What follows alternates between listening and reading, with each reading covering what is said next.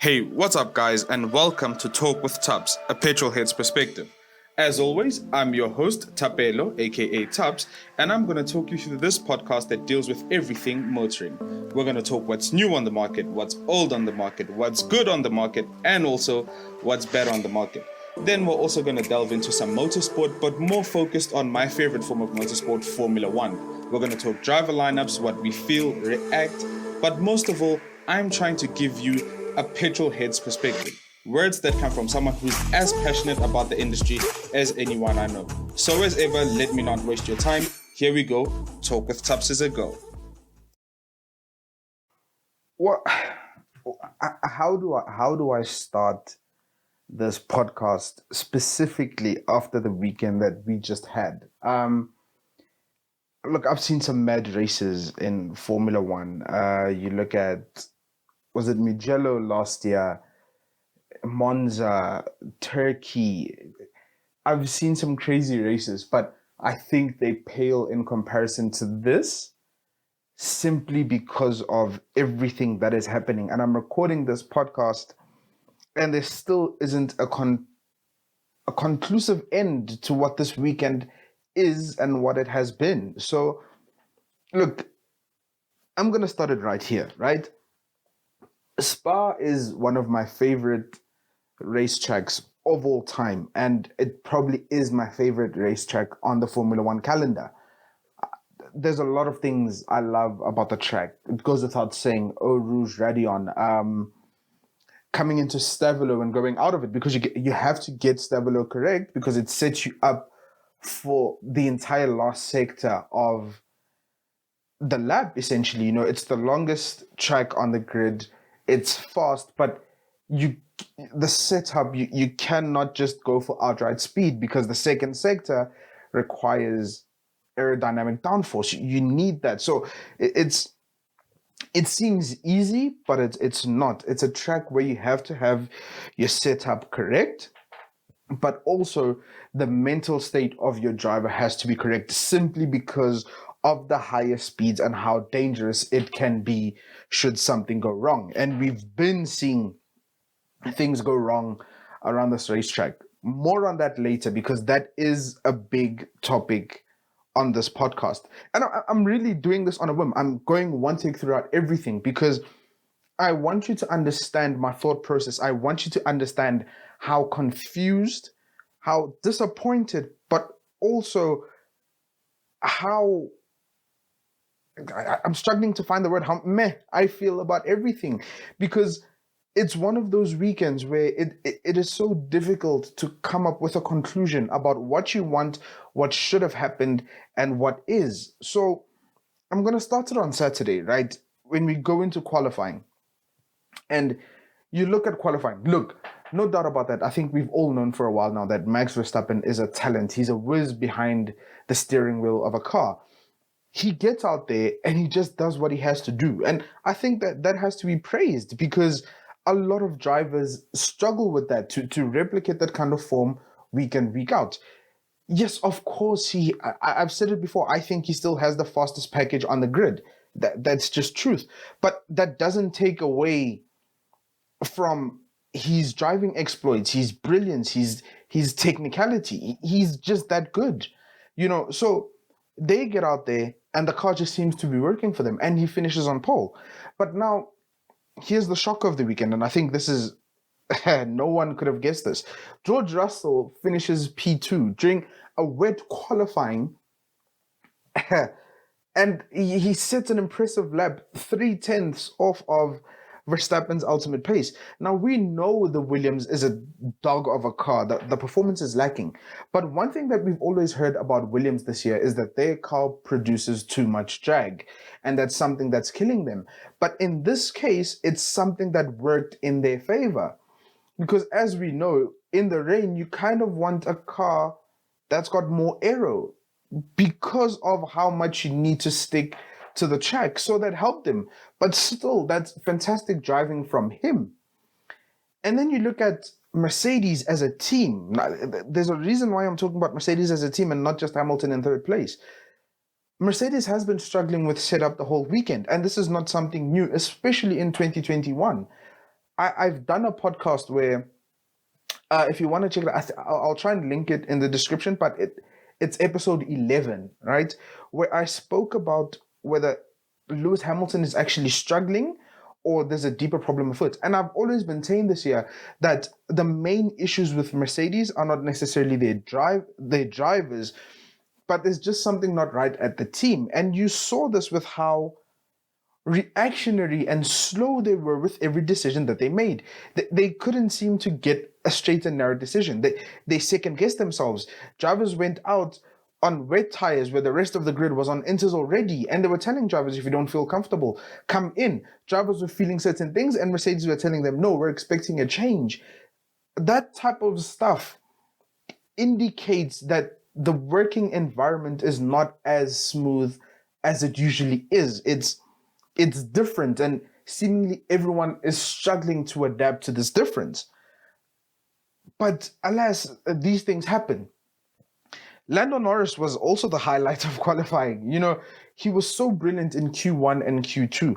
He was unfortunate to have that huge accident, and glad to see that he was okay in Q3 that resulted in the red flag. But he seems to be so comfortable in that car, and he seems to be so comfortable with where he is right now that he can get in the car and just make something happen. It would have been very interesting to see what he could have done if he got a decent run in Q3. What time could he set? Could he challenge Verstappen? Ultimately, that wouldn't mean nothing because of how the rest of the weekend transpired, but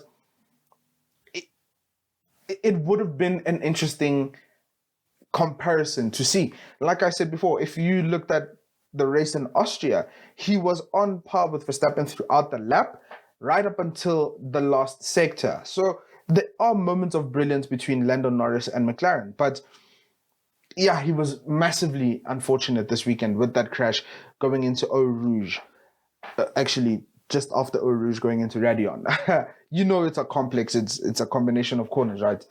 So look, qualifying was generally very good because it's wet. We're watching drivers drive 900 plus horsepower machines with no traction control, no ABS, limited visibility, wet weather, cold tires, cold brakes. How they still do that is beyond me. It's something that's amazing, and it's kind of why we watch Formula One and wet races. Again, more on that later.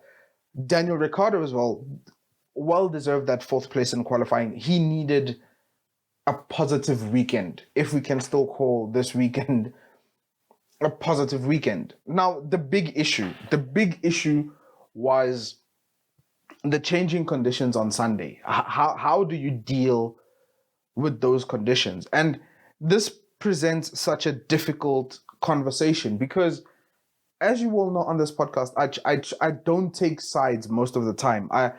I try to listen to the perspectives of both sides and try and put myself in the middle. I kind of give you the pros of something and the cons of something and try to center myself with a conclusion.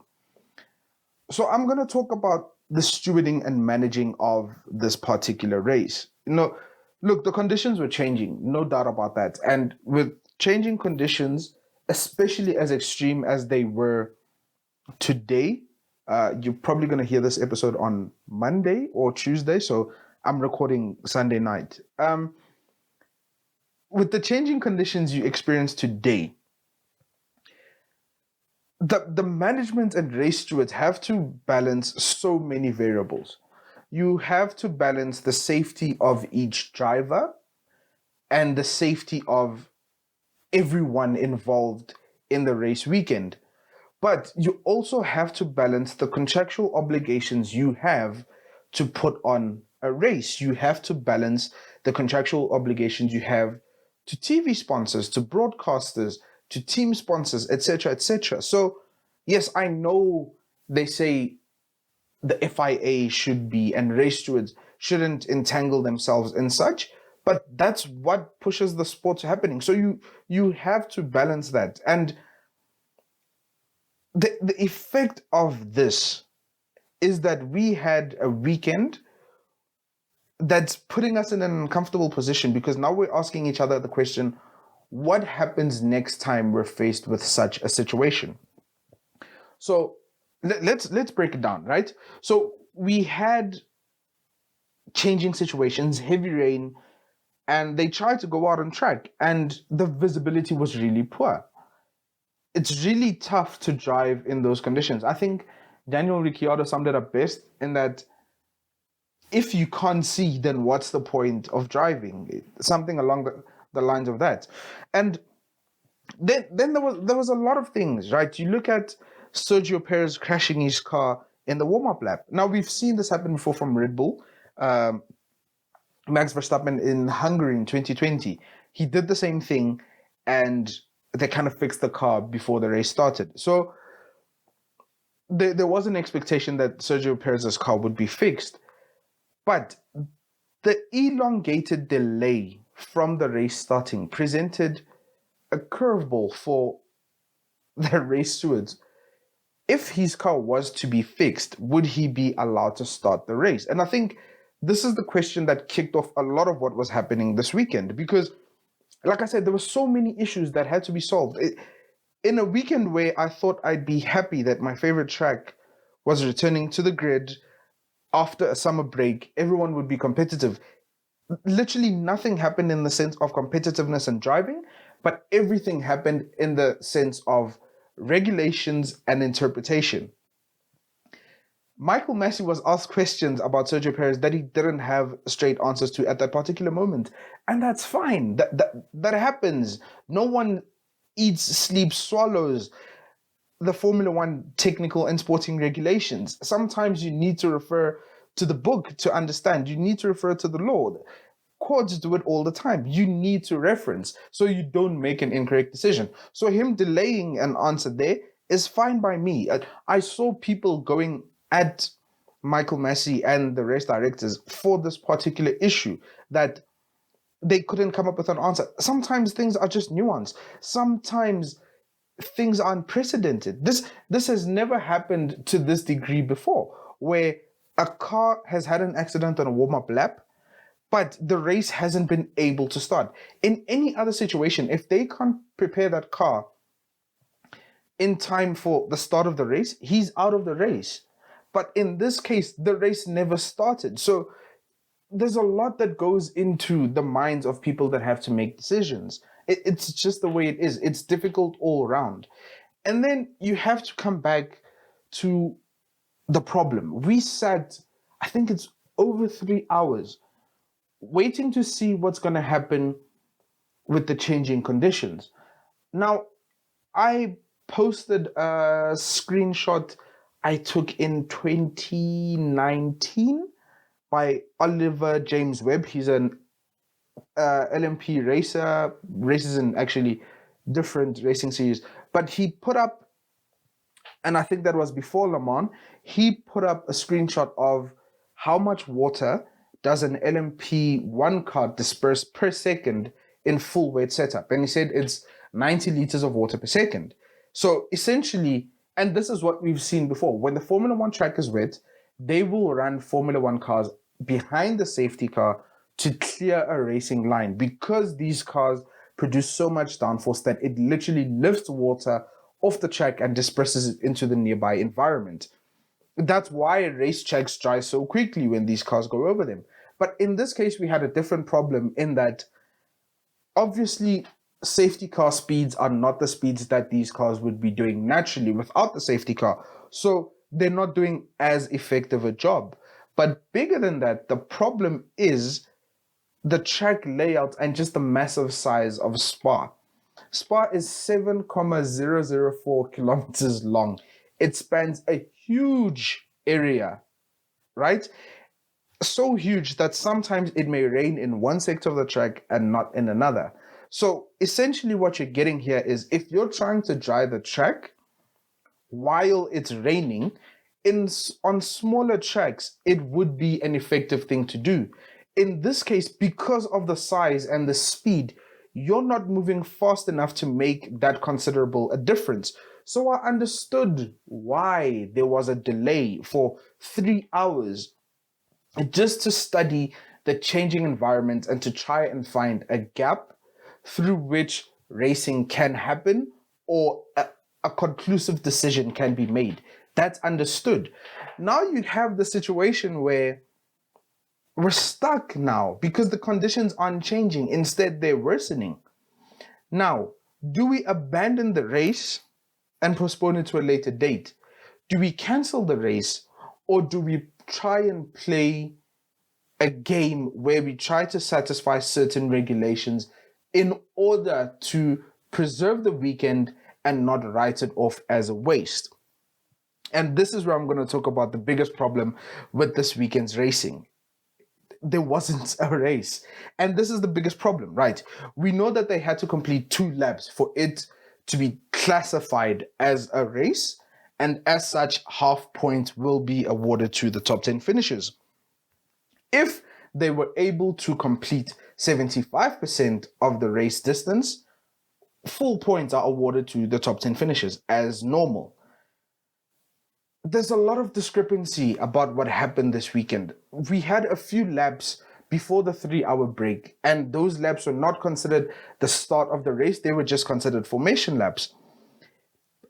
Look, my mind is still jumbled up right now, right? But the problem being, what decision do the race stewards take in this particular case?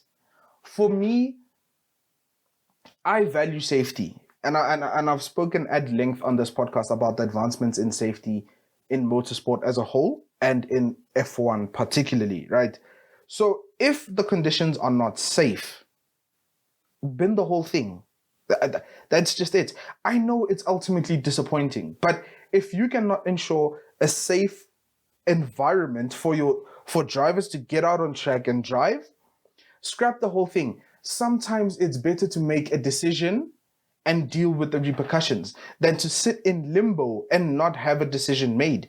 That puts doubt in the capabilities and the competence of people that are in charge to make these decisions. Right. So the ultimate thing that we got was 2.5 laps of running behind the safety car, and that was classified as a race. Now, I get it. In my mind, I have it down that if we were not in the situation of a triple header, because we have Spa this week, Zandvoort next week, and Monza the week after that.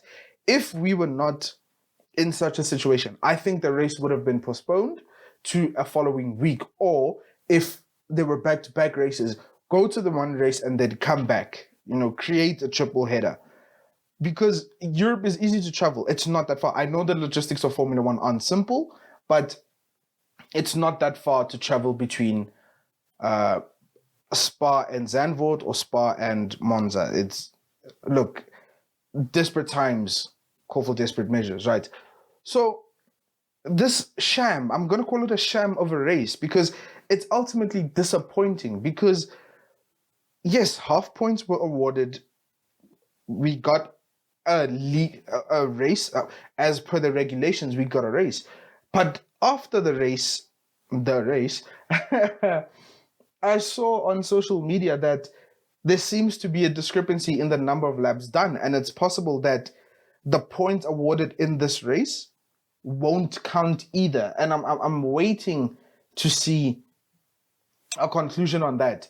And now begs the question, if there's still a discrepancy over what happened, what do we do now? What does the future hold? Because it's these kind of decisions that ultimately put an asterisk in front of someone's world championship winning year.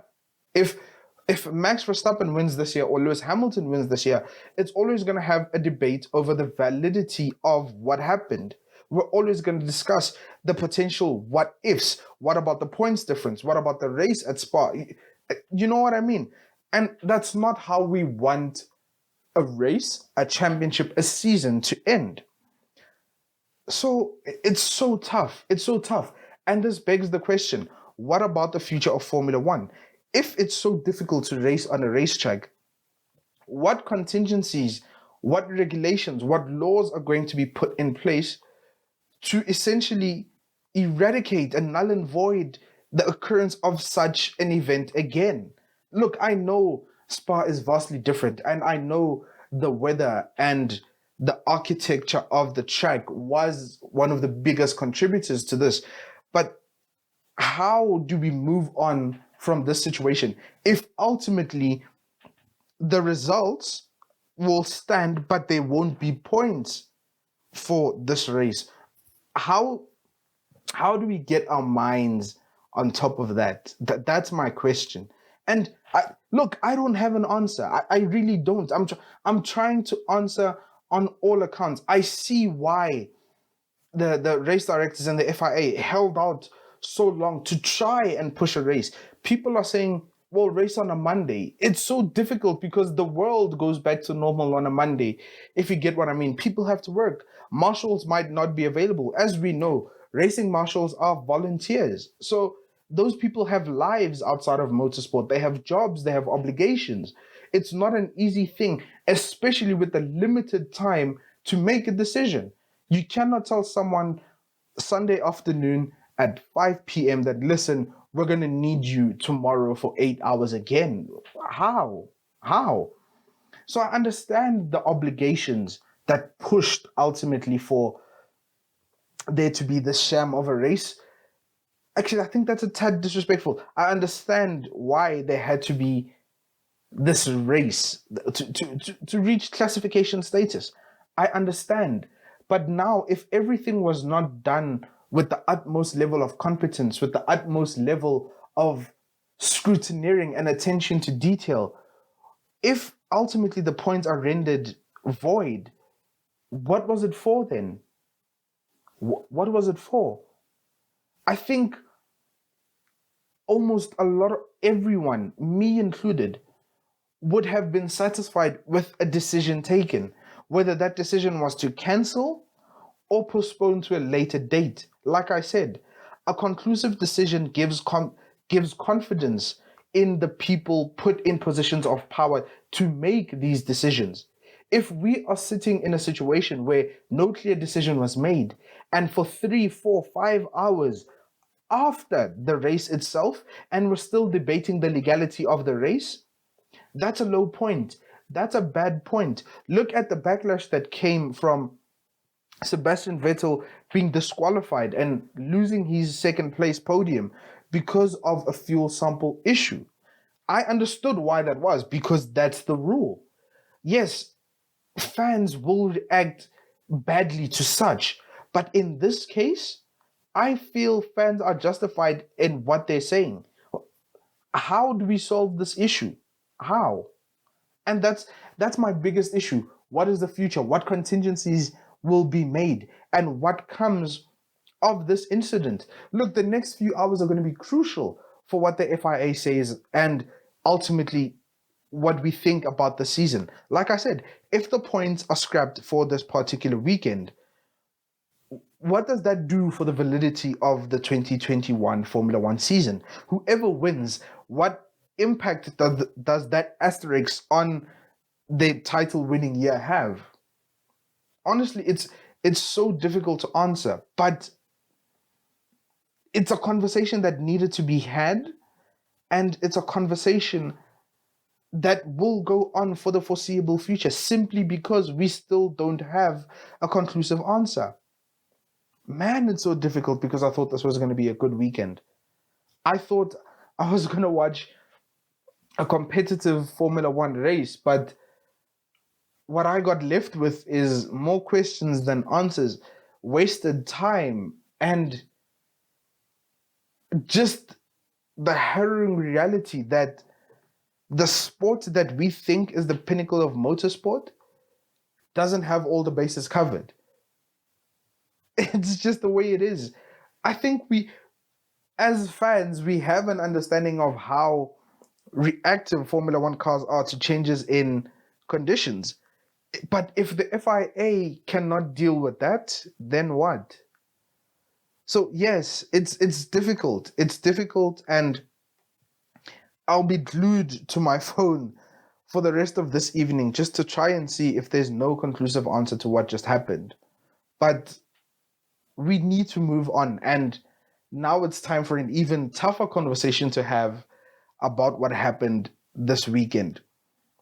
So, if you don't know,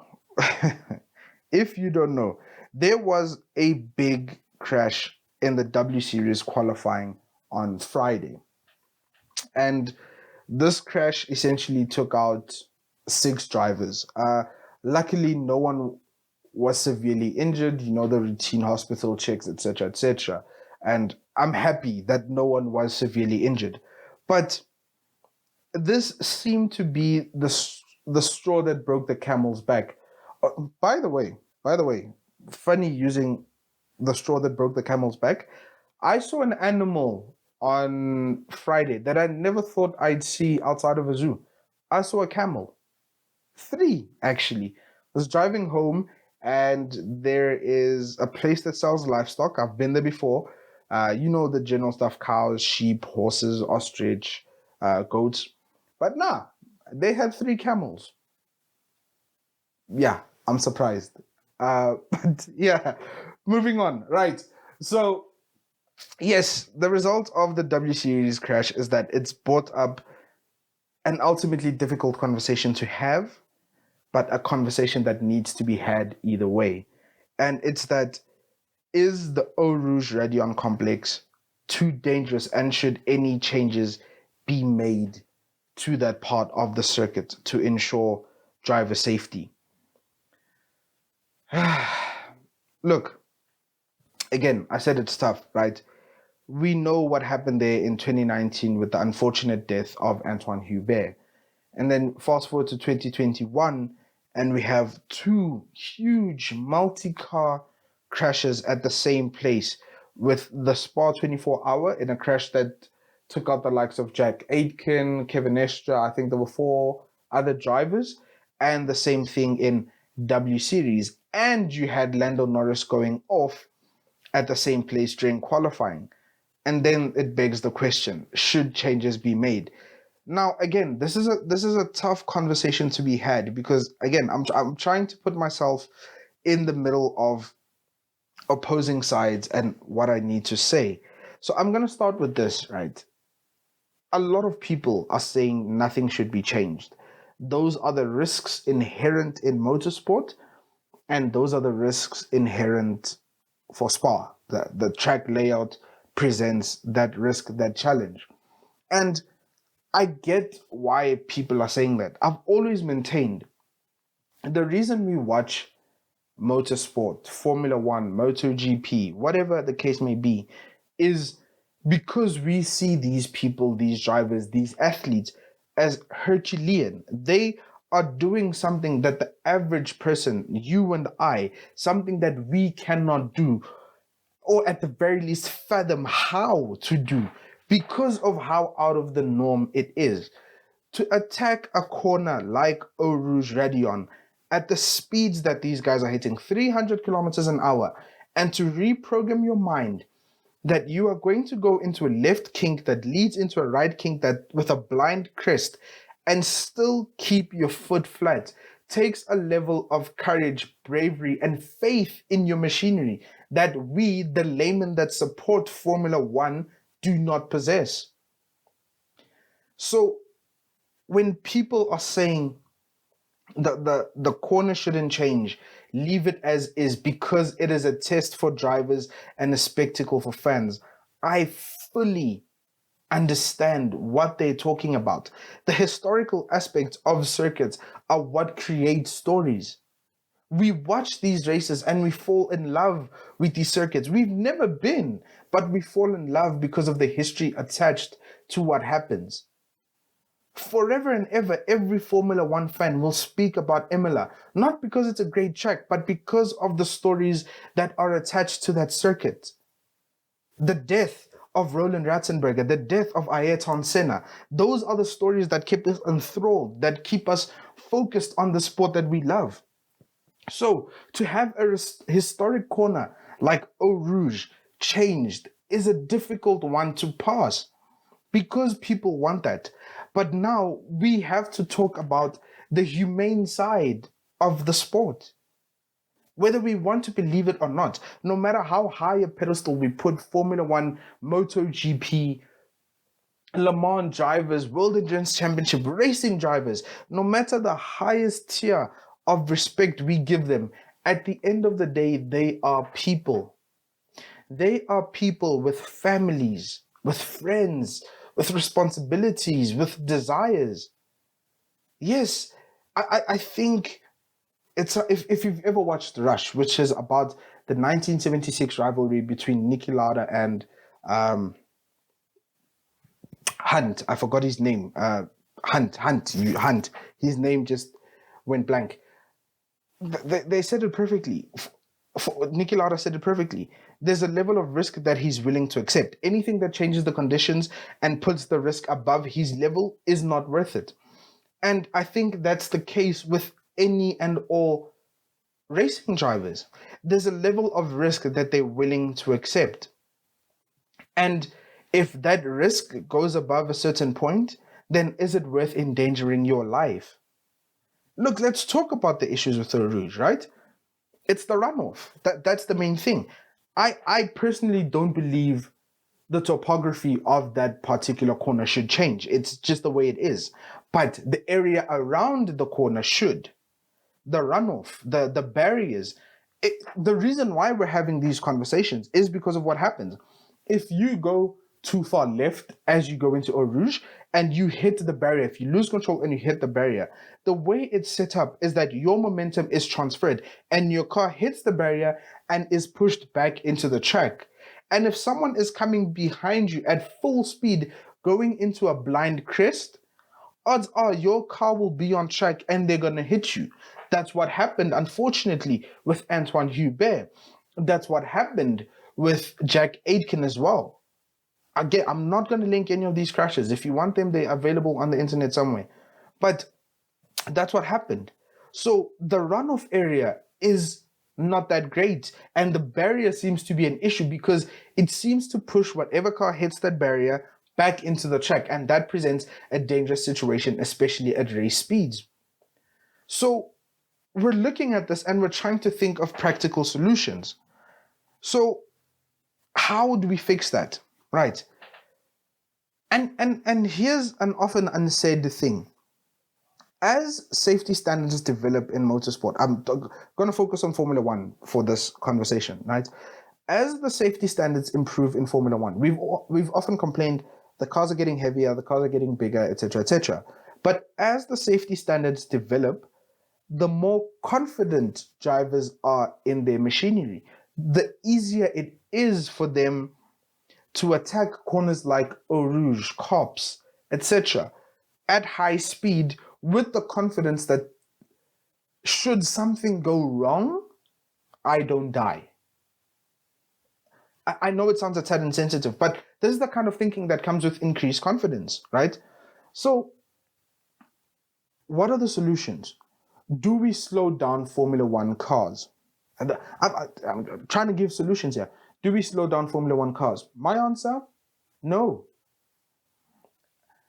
While the safety aspects of slowing down Formula One cars are great, the negatives are much greater because slowing them down in such a way takes away from what Formula One represents. Formula One is an engineering marvel. It's the pinnacle of motorsport. It's a way to showcase what is possible with extreme engineering and extreme bravery. Slowing down the cars, essentially maiming them, takes away from what Formula One is. So I don't think that's a viable solution. So do we bring back gravel traps outside of Eau Rouge and Radion? Because that has the potential of slowing down cars massively before they touch the barriers. But also it has a psychological effect on the drivers in that there is no longer runoff. So I have to be more cautious. And maybe a driver will lift as they go into Eau Rouge because of the risk mitigation of not going full speed and losing that car. So gravel traps seem like a good alternative. However, they also have their problems. Like I said, the advantage is it has a higher probability of holding the car in the gravel trap should it hit the wall and not bounce back into the track. And it might change the way drivers approach that corner. But the negatives are that gravel traps aren't always the best solution. If the gravel trap is not big enough. And that's something that is possible with the current layout of the runoff area at Eau Rouge. If it is not big enough, the car can still hit and skip. So yes, initial impact and a certain decelerative force can be attained if the car hits the gravel trap, but it can also skip off. It's like hitting water at full speed, surface tension. If you don't hit the water at a correct angle, the surface tension increases and it feels like you're falling on rocks. Everyone has belly flopped once or twice in their lives. Gravel can do that as well. Yes, so sorry, I got distracted by something. So yes, gravel is not always the correct answer because it doesn't solve the risk of a car falling back into the track. Another issue with gravel is deposit on the racing line. If someone goes into the gravel trap at race speed, sometimes the calling of a red flag or yellow flags in the session is not quick enough to slow down races coming at racing speed. So if gravel is knocked into the track, this is why certain tracks don't use gravel traps. It's because of this. If gravel is knocked back into the racing line and on track, that can cause tire blowouts and punctures. And we've seen the effects of a tire explosion, tire blowout at high speed, ergo Max Verstappen at Azerbaijan in Baku. It's dangerous as well. So while gravel traps seem like a likely solution, they're also not the safest option. And then you have to look at, let's extend the runoff. Let's change the layout of the barrier there so that it doesn't knock cars back into the track. I think that would be the best solution. And I've already read that Spa as a track is looking at changing the layout of the runoff. Not the angles and the topography of the corner, but the layout itself. While I think this is a good compromise, this is the best solution we have, it creates another problem. I can't fully attest to this, but I've heard that the forests around Spa are protected. So any demolition to them is seriously difficult to approve. So that presents another issue, right? The issue becomes legislation now. Will they be able to get that over the line? And I think they should. Look, we watch motorsport because we love them. We love the Herculean effort that these drivers do. But as I said, we need to remember that these people are people. They are fathers, they are brothers, they are sons, they are husbands. And if we want to watch these people kill themselves week in, week out, then surely we are losing the essence of being a supporter, of being a fan. I put up a Twitter post asking people to just comment, and because I needed foundation, I needed nuance for this conversation. And I hope I've given different solutions for this corner. But here's a question that I think is pertinent at this current moment. Are we as spectators too desensitized to the dangerous as the sport because we want to be entertained? It's so difficult to comment on things when you're sitting on the couch at home. Are we desensitized? Pardon my French, but fuck yes. So many people are desensitized to death right now. We see death weekly on social media, on our phones. We've become desensitized and we've started viewing sportsmen, athletes, Formula One drivers, World Endurance Championship drivers as just that, drivers. We fail to see their humanity. We fail to see what an accident like what we've had at Eau Rouge can result in. We cried and put up posts for Antoine Hubert. That was the call to action. Look, for all the people that are saying if Eau Rouge has changed, they're not going to watch the sport anymore. Leave, man. Leave. Look, we need to balance it out. As much as we want to be entertained, and as much as we can say that these drivers have a level of risk that they're willing to accept. We need to put things into perspective. I hate whenever there's a safety development in modern day motorsport that people go back and they start to reference Formula One in the 80s, 70s. Yes, those people were insanely brave, but there's a fine line between courage and stupidity. If we do things over and over and over again without change, then we are erring on the side of stupidity. We need to constantly improve. And the more we know, the more we improve. That's just how knowledge works.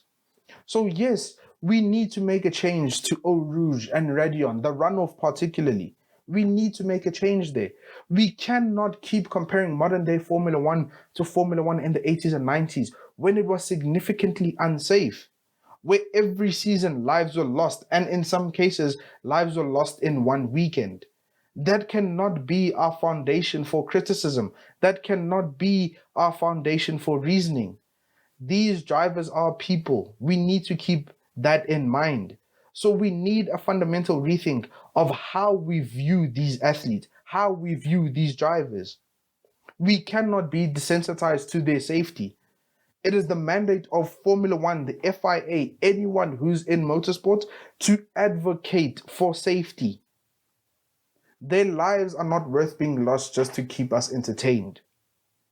And I think that's the biggest takeaway from this, that no matter the history, the stories, the excitement, the entertainment we derive from this particular circuit, if a particular corner is proving to be too dangerous, we're lucky that one death is all we've had from Eau Rouge in recent times. So there needs to be a sit down. There needs to be a conversation around that safety. I will always advocate for safety in motorsport, in general driving, in everyday life, because of the simple fact that people are people. So yes, we need to change that part of the circuit.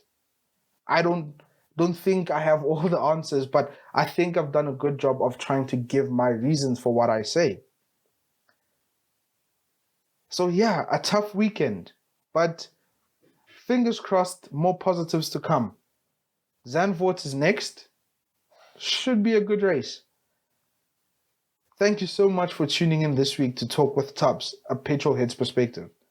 I thoroughly appreciate the support, and I hope I've added perspective and offered you entertainment and something to think about.